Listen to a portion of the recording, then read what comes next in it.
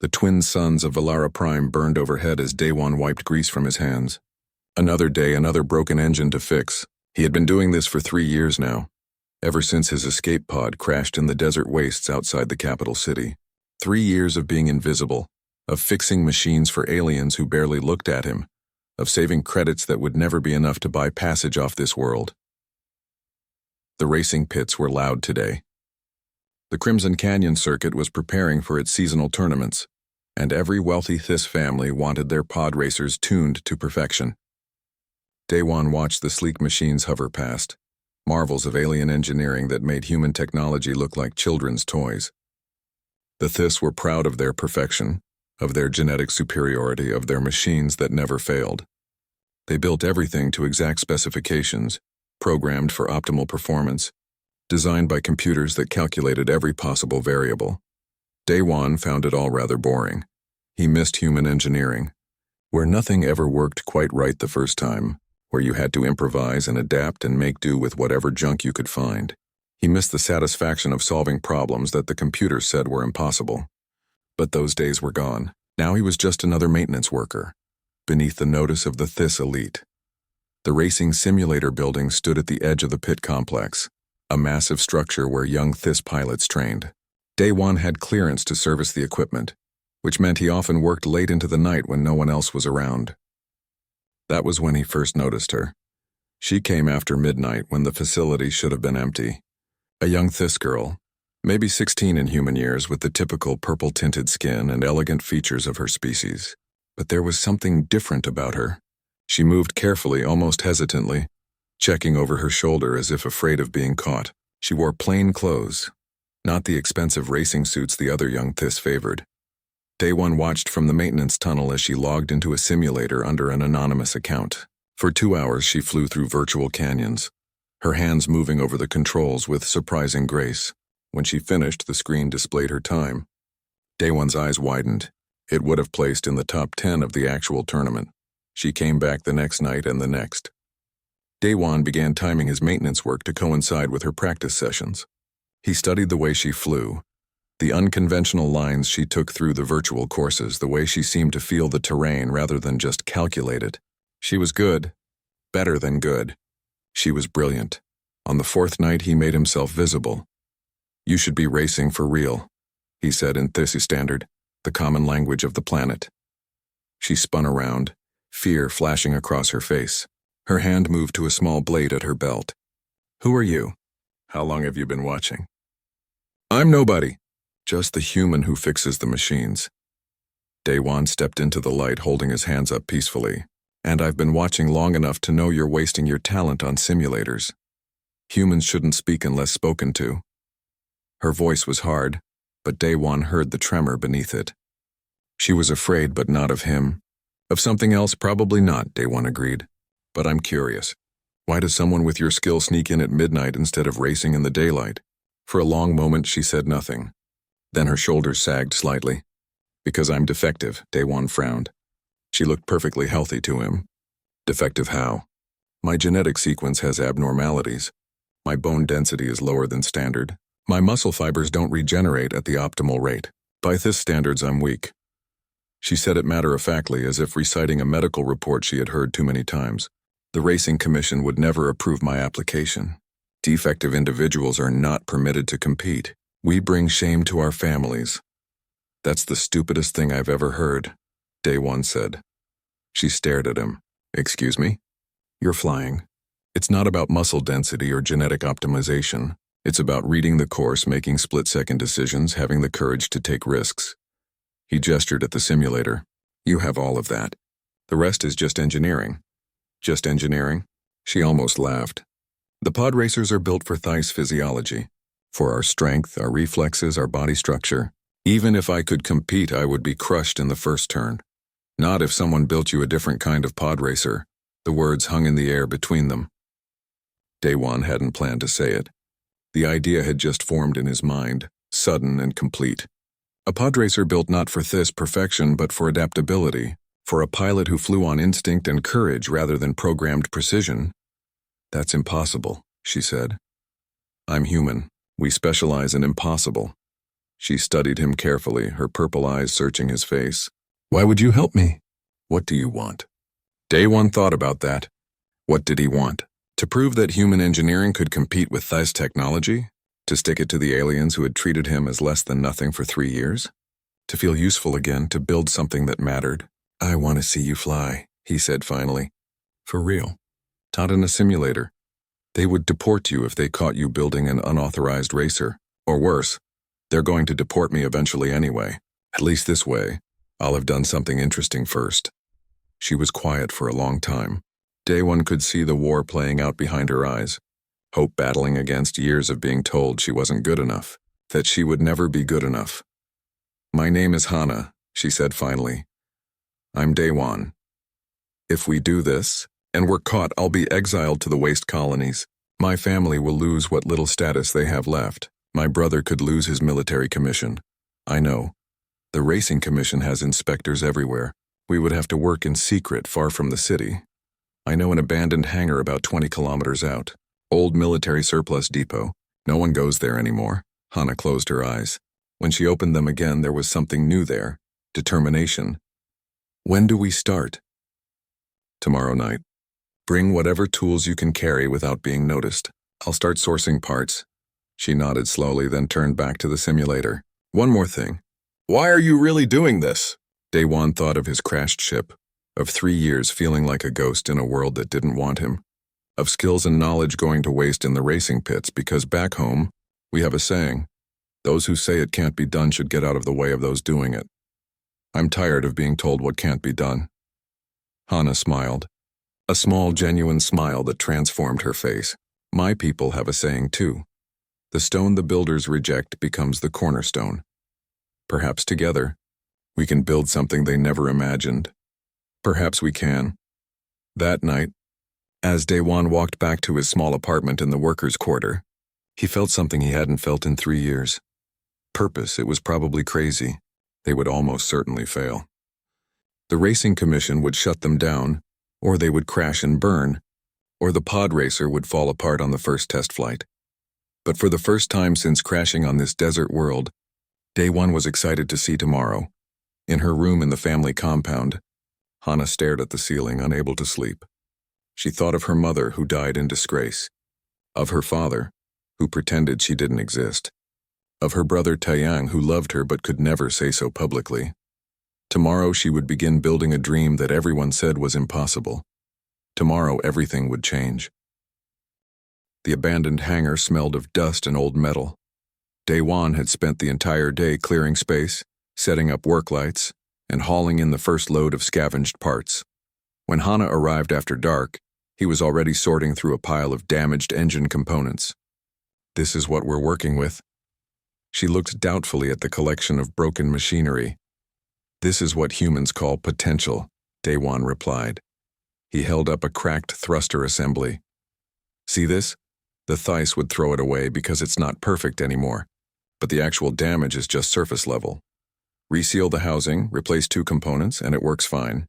Maybe not at 100% optimal performance, but at 90%.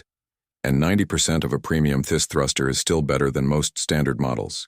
The Racing Commission requires all parts to be certified. The Racing Commission certifies parts based on manufacturing standards. If I rebuild this to those same standards, it's certified. They don't care if I use recycled components as long as the final product passes inspection. Daewon grinned. I've been reading their rules very carefully for the past 3 years. Boredom is a wonderful motivator. Over the next weeks, they fell into a rhythm. Hana would arrive after her family slept, usually around midnight. They would work until just before dawn. Then she would slip back home before being missed. Daewon spent his days acquiring parts, trading favors with other workers, and slowly, piece by piece, bringing the Podracer to life. He taught her about human engineering philosophy as they worked. Theis design is about achieving perfection. He explained one night while they calibrated a navigation computer. Every variable calculated, every component optimized, everything working exactly as programmed. It's beautiful, but it's also rigid. When something unexpected happens, Theis systems don't know how to adapt. And human systems do. Human systems expect things to go wrong. We build in redundancies, backup systems, manual overrides. We design for failure and recovery, not just optimal performance. He connected two wires that, according to Theiss engineering standards, should never be connected. The navigation computer hummed to life. We make machines that can improvise. Hannah watched him work with fascination. His methods seemed chaotic, almost random, but there was a logic to it she was beginning to understand. He wasn't building a perfect machine. He was building a machine that could handle imperfection. One night, 3 weeks into the project, she asked him about Earth. What was your life like before you came here? Daewon was quiet for a moment, his hands still working on a stabilizer assembly. I was an aerospace engineer on a colony ship. We were heading to a new settlement world, carrying 5,000 people and everything they needed to start a civilization. I designed the ship's auxiliary systems, all the backup equipment that would keep people alive if the primary systems failed. What happened? Pirates. They hit us in deep space, disabled the main ship, started boarding to take whatever they could sell. I got about 200 people into escape pods before the main reactor went critical. My pod's navigation system was damaged in the blast. I drifted for 6 months before the emergency beacon finally brought me here. Hannah heard the pain in his voice. The other pods? I don't know. The beacon only had enough power for one signal. I had to choose between calling for help for myself or trying to locate the others. I chose myself. He set down his tools. Every day I wonder if I made the right choice. Every day I wonder if any of them made it. You survived. That matters. Does it? Some days I'm not sure. He looked at the half-built Podracer, its frame taking shape in the center of the hangar. But this feels like it matters. Like maybe I can still build something good. Hannah told him about her mother that night.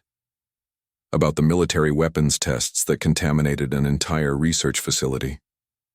About how her mother was pregnant at the time, how the radiation damaged Hannah's developing body, left her with the genetic abnormalities that made her an outcast. She died when I was 10, Hannah said. The shame of having a defective child, the blame for the accident, even though it wasn't her fault. It broke her. My father erased every record of her existence. As far as official family history is concerned, she never existed. And your brother? Taeyang loves me. I know he does, but he's a military officer rising through the ranks. Association with me could destroy his career. So he keeps his distance in public and leaves me gifts in secret. Medical supplies, racing, simulator access codes, money that I'm not supposed to know comes from him. She smiled sadly. He wants to help, but he's trapped by the same system that rejects me. They worked in silence for a while after that, but it was a comfortable silence, the kind between people who understood each other's pain. The Podracer began to take real shape. Daewon had designed it smaller and lighter than standard Theiss racers, compensating for Hannah's lower muscle density by reducing the physical stress of piloting. He incorporated human-style manual controls alongside the standard neural interface, giving her multiple ways to control the craft if one system failed. The engine configuration was unconventional, using 3 smaller thrusters instead of 2 large ones, providing better maneuverability at the cost of raw speed. Speed isn't everything, he explained. The fastest racer doesn't always win. The smartest racer does, and this machine will let you be smart. They painted it deep crimson with gold accents, the colors of a sunrise on Earth. Daewon told her about the phoenix, a mythical bird that died in flames and was reborn from its own ashes. That's what we are, he said, both of us. Reborn from our failures into something new. They named the Podracer Phoenix. The first test flight nearly killed Hannah. They had transported the Phoenix to a remote canyon section far from any settlements. Hannah climbed into the cockpit, her hands shaking slightly with excitement and fear. Daewon ran through the pre-flight checklist 3 times, then stood back. Remember, just a short flight. Get a feel for the controls, nothing fancy. Hannah nodded, activated the engines, and lifted off. For 30 glorious seconds, everything was perfect. The Phoenix responded to her commands like an extension of her own body, nimble and quick. She banked left, then right, feeling the power of the engines, the responsiveness of the control system. Then the starboard stabilizer failed. The Phoenix spun violently. Alarms screamed. Hana fought the controls, but the neural interface was overwhelmed by error messages. She was going to crash. The canyon wall rushed toward her. She slapped the manual override, cutting the neural link and switching to physical controls. Her hands moved on instinct, firing the port thruster at maximum, using the spin to whip the Phoenix around. She killed the failed stabilizer completely, balanced on two engines, and somehow, impossibly, brought the craft down in a controlled crash that destroyed the landing gear but left her alive. Daewon ran to the wreckage, his heart pounding. Hana, are you okay? She climbed out, bleeding from a cut on her forehead, her hands scraped raw from the crash. She was also laughing. Did you see that? Did you see what I did? I saved it. The manual override worked. Daewon wanted to yell at her for taking risks, wanted to tell her how terrified he had been. Instead, he found himself laughing too. Yeah, I saw it. That was incredible. Let's fix the stabilizer and try again. Are you insane? You almost died. But I didn't. And now I know the Phoenix can handle a catastrophic failure. Isn't that the whole point? Human engineering that adapts? She grinned at him, blood dripping down her face. Come on, Daewon. Let's build impossible things. They worked through the night, repairing the damage, reinforcing the stabilizer system, adding more backup protocols. By dawn, the Phoenix was ready again. Over the next month, they tested every system, pushed every limit, crashed twice more, and rebuilt each time. Hana learned the Phoenix's quirks, its strengths and weaknesses. She learned to fly without the neural interface, using only her hands and instincts. She learned to read the canyon winds, to use the Phoenix's agility to navigate terrain that would destroy a larger, faster racer. She learned to fly like a human. One night, as they sat on the hangar roof watching the twin suns rise, Hana said, "The Grand Ascension tournament is in 2 months. Registration opens next week. Are you ready?" No. Yes. I don't know. She looked at him. Are we really going to do this? Daewon thought about the Phoenix, about all the hours they had poured into it, about the friendship they had built in this abandoned hangar. He thought about spending the rest of his life fixing other people's machines, invisible and forgotten. Yeah, he said. We're really going to do this. Hana smiled. Then I guess we'd better get back to work. The Grand Ascension tournament was announced with great ceremony across Valara Prime. The Thys Empire spared no expense in promoting the event that would determine the newest member of the Planetary Council.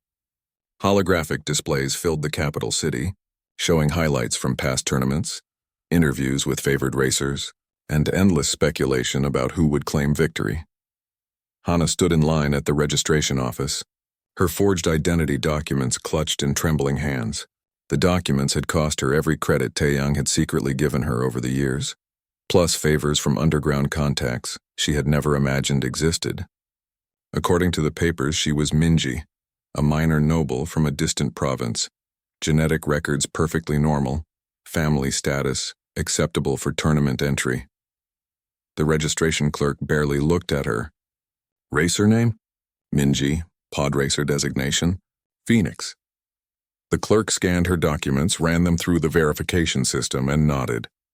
You're registered for qualifying Heat 7, 3 days from now. Your pit assignment is Level 2, Section 14. Tech inspection is mandatory 6 hours before your heat. Next. Just like that, it was done. Hana walked out of the office in a daze. She was actually going to race.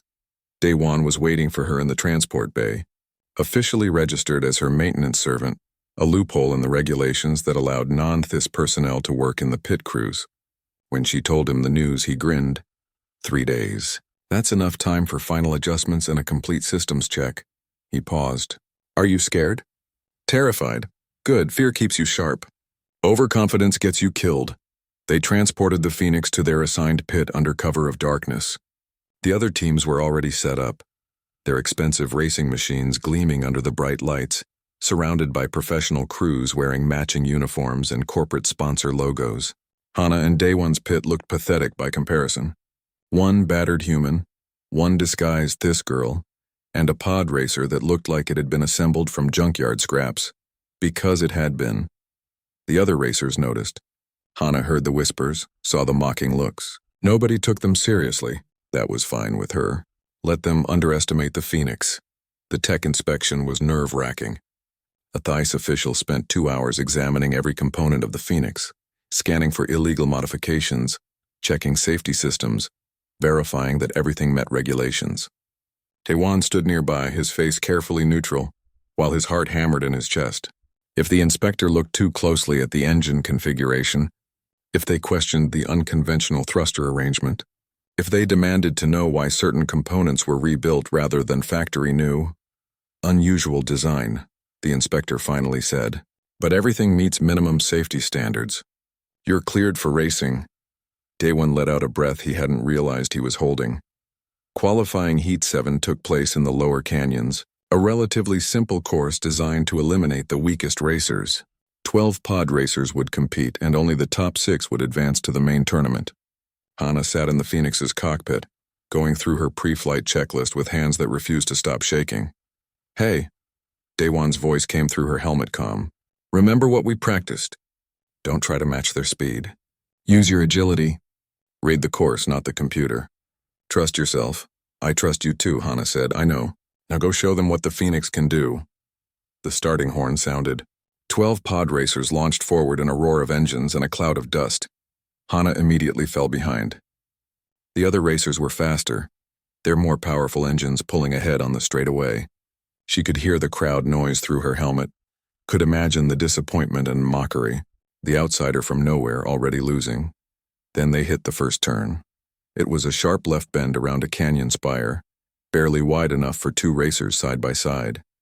The leaders braked hard, their neural interfaces calculating the optimal racing line, their pod racers following the programmed path with mechanical precision.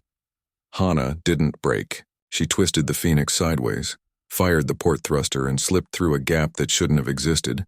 Riding the canyon wall itself, she shot past 3 racers in a single move. The crowd noise changed. The second turn was a descending spiral, a treacherous drop where one mistake meant slamming into the canyon floor. Hana cut the neural interface and flew on manual control, feeling the wind currents, reading the way dust patterns showed the airflow. She took a line no computer would ever calculate, threading between rock formations that the other racers gave wide clearance. She passed 2 more racers.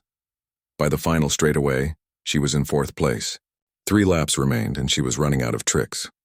The leaders were too far ahead, and they were better on the straight sections where pure speed mattered. Daewon's voice crackled through the comm. 3rd lap, there's a side canyon on the left. Old mining access. It cuts through the mountain and rejoins the main course. That's not part of the race route. The rules say you have to pass through the checkpoints in order. They don't say which path you take between them. I checked. Hana smiled inside her helmet. Human engineering thinking. Don't do what's optimal. Do what works. On the 3rd lap, she took the side canyon. It was narrow, dark, and completely uncharted. She flew on instinct alone, trusting the Phoenix's agility and her own reflexes. Rocks scraped the Phoenix's hull. Warning alarms screamed. And then she burst back onto the main course directly behind the leader. The crowd went absolutely wild. She finished 3rd in her qualifying heat. Not 1st, not even 2nd, but comfortably in the advancement zone. More importantly, everyone was talking about her flying style, about the impossible lines she took, about the mysterious racer from nowhere who flew like nothing they had ever seen. In the pit, Daewon was laughing and crying at the same time. You did it. You actually did it. Hana climbed out of the Phoenix, exhausted and exhilarated. We did it. Your engineering made that possible. My engineering gave you tools. You're the one who used them. Their celebration was interrupted by the arrival of another racer. He was tall, even for a Theiss with the kind of genetic perfection that marked him as high nobility. His racing suit was worth more than Daewon would earn in 10 years. His pod racer, parked in the premium pit section, gleamed with military-grade technology. Minji, is it? He looked at Hana with obvious contempt. Interesting flying today. Very unorthodox, thank you. I wasn't complimenting you. You flew like an amateur with no training, taking unnecessary risks that endangered other racers. Your Podracer is a barely functional collection of salvaged parts, and your pit crew consists of a single human servant. He smiled coldly. I am Jiwan, and I will win this tournament as I have won the last two. I suggest you withdraw now before you embarrass yourself further. I'll take my chances, Hana said quietly. Suit yourself. Just try not to die too spectacularly when we race for real. Bad optics for the tournament. Jiwan turned and walked away. Daewon watched him go. That guy seems pleasant. He's the current champion. Military-sponsored, genetically enhanced every advantage the Empire can provide. Hana looked at the Phoenix, battered and scarred from the qualifying heat. He's everything I'm not, exactly. Which means he has no idea how to beat someone like you. Over the next week, as the tournament progressed through its preliminary rounds, Hana advanced steadily. She never won a heat, but she always placed high enough to continue, and with each race her legend grew. The mysterious Minji flying an impossible pod racer, taking risks no sane pilot would attempt, somehow making it work. People started recognizing her in the streets. Some were fans inspired by the underdog story. Others were critics calling her methods dangerous and her success pure luck. The media couldn't decide if she was a hero or a joke. Hana didn't care. She was racing, actually racing, living the dream she had thought was impossible. Then the Racing Commission announced a mandatory safety inspection of all remaining pod racers. Every component would be examined in detail, they said. Any irregularities would result in immediate disqualification. Daewon knew what that meant. They were checking specifically for rebuilt or salvaged parts. Someone had complained. Probably Jiwan or one of the other established racers who didn't like the competition from an unknown outsider. Can we pass? Hana asked. I don't know. Technically, everything is legal. But if they decide to interpret the rules strictly, if they claim that rebuilt components don't meet their standards, he ran his hands through his hair. They have enough discretion to disqualify us if they want to. The night before the inspection, Taeyang appeared at the pit. He was in civilian clothes, his military insignia removed, his face carefully neutral. He looked at Hana for a long moment, then at Daewon, then at the Phoenix. I know who you are, he said quietly to his sister.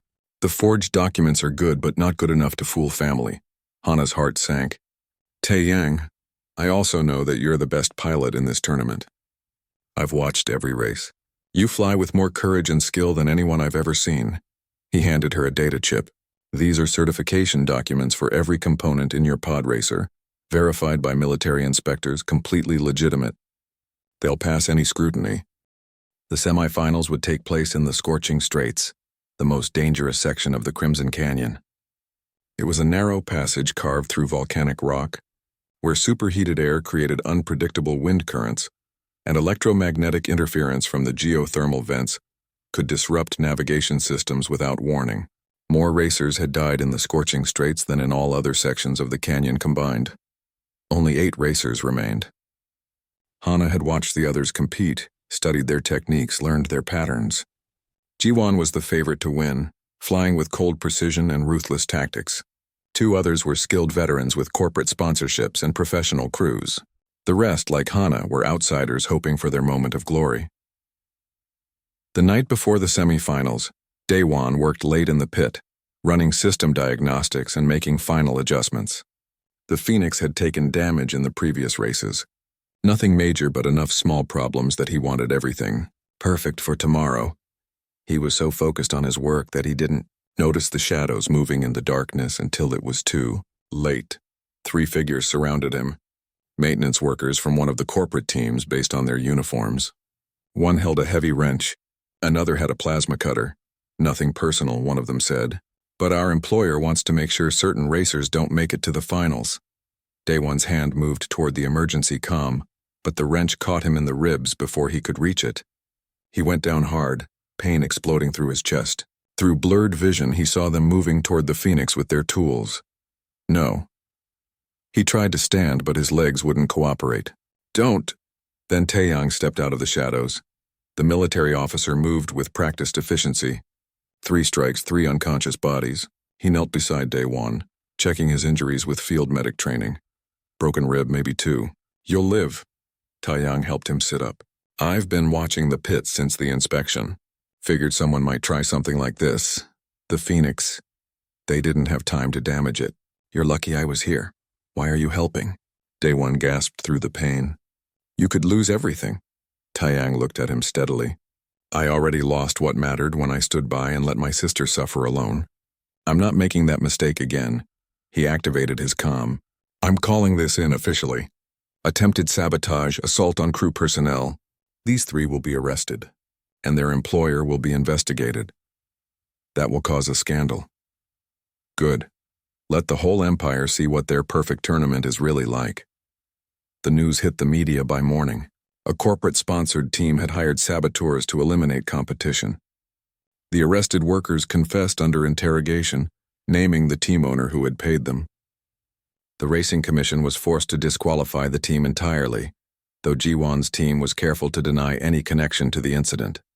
But the damage to the tournament's reputation was done.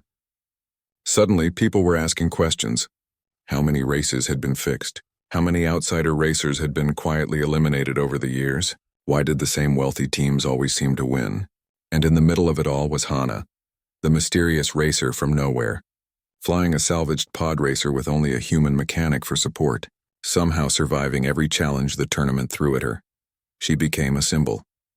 In the lower districts, where genetic defects were common and poverty made perfection impossible, workers began wearing crimson and gold, the Phoenix's colors. Street artists painted murals of the Phoenix on building walls. Children played at being racing pilots, taking impossible lines through imaginary canyons. Hana didn't know what to do with it all. She had just wanted to race to prove she was good enough. Now she represented something bigger, something she hadn't asked for. They're looking for hope, Daewon told her the night before the semi-finals. He was heavily bandaged from the attack but refused to stay in medical care. You show them that the system isn't absolute, that worth isn't determined by genetic sequences and family status. What if I lose tomorrow? Then you lose, but you'll have shown them that someone like you can get this far. That matters. The semi-finals began at noon, when the twin suns were at their peak and the scorching straits were at their most dangerous. 8 racers lined up at the starting position, engines humming, the smell of ozone and superheated rock in the air. Hana ran through her checklist with extra care. Everything had to be perfect. The Phoenix's systems were all functioning within normal parameters. Daewon had worked through the night despite his injuries to ensure it. Remember, his voice came through her helmet comm. The electromagnetic interference means your neural interface will cut out in the worst spots. Switch to manual when that happens. Trust your instincts more than your instruments. Understood. And Hana? Fly safe. Nothing is worth your life. The starting horn sounded. The first turn into the scorching straits was chaos. The passage was barely wide enough for 2 pod racers, and 8 pilots all trying to take the lead created a dangerous bottleneck. Hana dropped back deliberately, letting the others fight for position while she studied the terrain. The heat hit her like a physical force. Even with the cockpit cooling system, sweat dripped down her face. The air was so hot it created mirages, false reflections that could make a pilot misjudge distances. Her instruments flickered as electromagnetic pulses from the geothermal vents interfered with her systems. She switched to manual control. The scorching straits were alive in ways the other canyon sections weren't. Superheated air created powerful updrafts in some areas and sudden downdrafts in others. Hana felt them through the Phoenix's responses, learned to read the terrain by how the pod racer moved. It was like flying by instinct alone, trusting her bond with the machine more than any computer readout. One racer ahead of her misjudged a turn and clipped the canyon wall. The impact sent them spinning into another racer. Both crashed in a spectacular explosion of metal and dust. The race officials immediately called for emergency crews. 6 racers remained. Hana pushed the Phoenix harder, using the updrafts to gain altitude and take the high line through a section where the walls narrowed dangerously. Below her, 2 more racers collided, trying to avoid each other. She heard the impact echo through the canyon. 4 racers remained. She was in 3rd place now, behind Jiwon and 1 other veteran racer. The final section of the scorching straits was a gauntlet of geothermal vents, each one releasing bursts of superheated gas at irregular intervals. The key was timing, predicting when the vents would fire, threading the gaps between the eruptions. Jiwon flew through it with mechanical precision, his enhanced reflexes and military-grade sensors giving him split-second warnings. The other racer tried to match his pace and caught a gas burst that sent them tumbling. They recovered but fell behind. Hana didn't try to match Jiwon's speed. Instead, she studied the pattern of the vents, noticed that they didn't fire randomly. There was a rhythm to them, a geological pattern based on pressure buildup and release. She ignored her instruments entirely, feeling the heat patterns through the Phoenix's hull, listening to the sound of hissing steam and rumbling rock. She picked her moment and accelerated through a gap that her instruments said didn't exist. It did exist, barely. The Phoenix shot through the gauntlet, emerging on Jiwon's tail. The crowd noise was deafening now, transmitted through the comm channels. The mysterious outsider was threatening the champion. Jiwon noticed her in his display. She saw his Podracer shift position, moving to block her. He wasn't going to make this easy. The final straightaway approached. Hana had one chance for a dramatic move, one shot at pulling ahead. There was a narrow gap along the left wall, a razor-thin opening that would require perfect timing and nerve. She took it. The Phoenix's hull scraped rock. Alarm screamed. Hana held her line, refusing to flinch. For 3 eternal seconds, she was flying through a space barely wider than her Podracer. Then she was through, pulling alongside Jiwon. They crossed the finish line within 1/10 of a second of each other. Jiwon first, Hana second. She had made the finals. The celebration in the pit was wild. Daewon was shouting despite the pain in his ribs. Taeyang had shown up, no longer trying to hide his connection to her. Other workers from the lower districts crowded around, touching the Phoenix like it was blessed. "You were incredible," Daewon told her. "That final run through the vents? I've never seen anything like it. I just listened to what the canyon was telling me," Hana said. She was exhausted, her hands shaking from adrenaline crash, but happier than she had ever been in her life. That night changed everything. Someone leaked Hana's real identity to the media. By morning, everyone knew that Minji was actually Hana, the defective daughter of a disgraced family, the genetic reject who should never have been allowed to race. The racing commission called for an emergency hearing. The Empire's officials wanted her disqualified for fraud, but the public outcry was immediate and fierce. Thousands of people from the lower districts gathered outside the commission building, demanding she be allowed to race. Workers went on strike. The media coverage became a debate about the Empire's entire social structure. In the end, the commission had no choice. Hana was allowed to remain in the finals, though the officials made it clear they considered it a travesty. But that wasn't the worst of it. The morning of the final race dawned clear and bright. The entire planet seemed to hold its breath. Work stopped across Valara Prime as everyone turned their attention to the Crimson Canyon circuit. This was more than just a race now. It had become a referendum on the Empire's values, on whether genetic perfection was the only thing that mattered, on whether someone like Hana had a place in their society. In the pit, Daewon ran through the pre-flight checklist one more time. The Phoenix had passed technical inspection, though barely. The inspector had clearly wanted to fail them but couldn't find anything actually illegal in the rebuild. The Podracer was functional, but Daewon knew it was fragile. They hadn't had time to test the new systems properly. "Anything could fail. How are you feeling?" he asked Hana. She was strapping into the cockpit, her hands steady despite the massive crowd gathering in the canyon viewing areas. "Scared, excited, ready. The Phoenix isn't at 100%. Maybe not even 90. If anything feels wrong during the race, if any system starts failing, you pull out. Understood?" "Understood. I mean it, Hana, this is just a race. Your life matters more." She looked at him through the cockpit glass. "It stopped being just a race the moment we became friends. Win or lose, you changed my life. Thank you for that." Daewon's throat tightened. "Thank you for reminding me why I love building things." There were 4 racers in the finals. Jiwon, of course, in his military-sponsored Podracer, 2 other elite racers, both from wealthy families, both with every advantage, and Hana, in her patchwork Phoenix with only a human mechanic and the hopes of millions of forgotten people. The race would be 3 laps through the entire Crimson Canyon circuit. Every section, every danger, everything they had trained for compressed into one final test.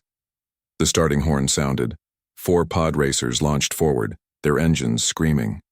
The crowd noise was deafening, even through the insulated cockpit. Hana could feel the weight of expectation pressing down on her. Millions of people watching, hoping, believing. She pushed it all aside and flew. The first lap was about survival. Jiwan set a brutal pace using every dirty trick he knew. He cut off other racers, forced them into dangerous positions, made them choose between backing off or crashing. It was legal, barely, but it was ruthless. One of the elite racers tried to match his aggression and misjudged a turn. They hit the canyon wall at full speed. The explosion lit up the entire first section. The racer survived but was out of the competition. 3 racers remained. Hana stayed back, letting Jiwan and the other elite racer fight each other. She focused on flying clean lines, preserving her Podracer, learning the course. The Phoenix was responding well, but she could feel the strain in the rebuilt systems. The engines were running hot. The stabilizers were sluggish. She would get one chance, one moment when everything came together. She had to be patient. The second lap began. They entered the scorching straits, and Hana felt the familiar heat, the electromagnetic interference, the chaos of superheated air and geothermal vents. She switched to manual control and flew by instinct. Jiwan's military-grade sensors gave him an advantage here, his enhanced reflexes letting him react to dangers before they appeared. But Hana had something he didn't. She had learned to feel the canyon, to read its moods, to understand its patterns. She began to close the gap. The other elite racer made a mistake in the geothermal section, took a vent blast that damaged their engines. They fell back, struggling to maintain speed. Hana passed them without mercy. 2 racers remained. The crowd was going insane. The defective girl was actually challenging the champion. The impossible was happening. Jiwan noticed her in his sensors and changed tactics. He stopped racing the course and started racing her, blocking every move, cutting off every line, using his superior speed to stay ahead. They entered the third and final lap neck and neck. Daewon's voice crackled through the comm. "Your starboard engine is overheating. You need to ease off the throttle or it's going to fail." "I can't ease off. I'll lose. You'll crash." "Not yet. Not quite yet." She pushed the Phoenix harder, demanding everything the battered Podracer could give. The engine temperature climbed into the red zone. Warning alarms screamed in her ears. The controls felt sluggish fighting her, but she was gaining on Jiwan.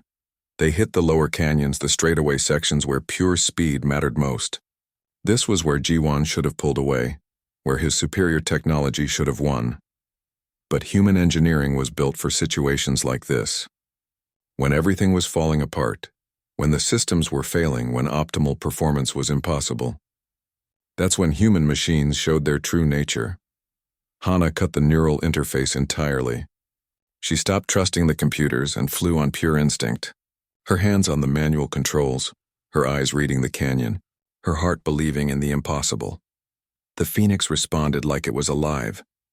They entered the final section, the narrow passage that led to the finish line. 1/2 kilometer of twisting canyon with barely room for 1 Podracer, let alone 2. Jiwan was ahead by 3 seconds. He just had to hold his line and the race was his. Hana saw her moment. There was a side passage, an old access tunnel she had noticed during practice runs but never used. It was narrow, dangerous, and completely insane. It might cut through the mountain and save 5 seconds. It might also kill her. She turned into the tunnel. Darkness swallowed her. Her headlights barely penetrated the gloom. The tunnel was even narrower than she remembered, the walls close enough to touch on both sides. She had no sensors, no computer assistance, nothing but her instincts and the feel of the Phoenix beneath her hands. Rock scraped the hull. Sparks flew. The starboard engine started misfiring. The temperature passed critical. She kept flying, and then she was through, bursting out of the mountain directly beside Jiwan, the finish line visible ahead. For one frozen moment, they flew side by side. Hana looked across at Jiwan's cockpit, saw the shock on his face, saw him realize that he might actually lose. He made his choice. Instead of racing for the finish, he turned his Podracer into hers, trying to force her into the canyon wall. It was illegal, a clear violation of racing rules, but he was counting on her to flinch, to back off, to let him win. Hana didn't flinch. She pushed the Phoenix into a barrel roll, flipping over his Podracer, using the last of her overheating engines to pull ahead. But Jiwan had one more trick. His Podracer opened hidden weapon ports. Military-grade energy weapons completely illegal in racing, forbidden by every rule in the book. He fired. The blast hit the Phoenix's port side. Alarm screamed. Half the control panel went dark.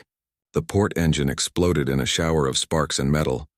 Hana was flying on one engine, one stabilizer, manual controls only, smoke pouring from her damaged Podracer. Hana, eject. Day-1 was screaming through the comm. The Phoenix is dying, get out. Not yet. Her voice was calm. Not quite yet. She cut the dead engine completely, shut down everything non-essential, rerouted all power to the remaining thruster and the forward momentum. The Phoenix was falling more than flying now, gravity pulling her down as much as the engine was pushing her forward. But she was ahead of Ji-won. His weapons fire had cost him speed. His illegal move had thrown off his racing line. And now the race officials were signaling his disqualification. But it didn't matter because the finish line was right there. Hana crossed it first, the Phoenix barely holding together. Smoke and sparks trailing behind her. She had won. The Phoenix crashed immediately after, the remaining engine finally giving up. Hana rode the wreckage to a grinding, tumbling halt in the canyon floor. The cockpit filled with dust and smoke. Emergency systems deployed. Foam suppressant spraying everywhere. Day-1 was running before the Phoenix even stopped moving.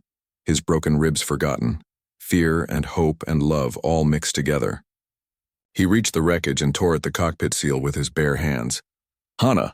Hana, answer me! The seal popped open. Hana sat in the pilot's seat, covered in foam and dust and blood from a dozen small cuts, her racing suit scorched and torn. She was laughing. We won, she said. Day-1, we actually won.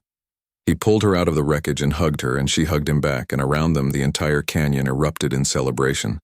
The crowd noise was like thunder, shaking the very rocks.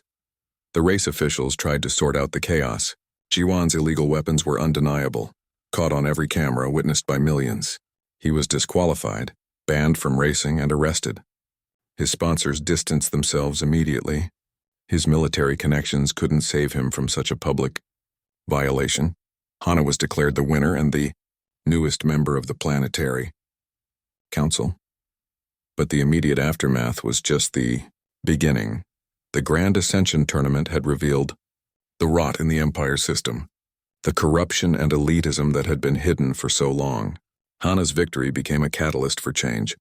She used her council seat to propose reforms, to advocate for judging people by their abilities and character rather than their genetics. It wasn't easy. The old guard fought her at every step. But she had allies now. Taeyang, who had given up his military career to support her publicly. The workers and mechanics who had rebuilt the Phoenix. The millions of ordinary Thais who had been inspired by her story.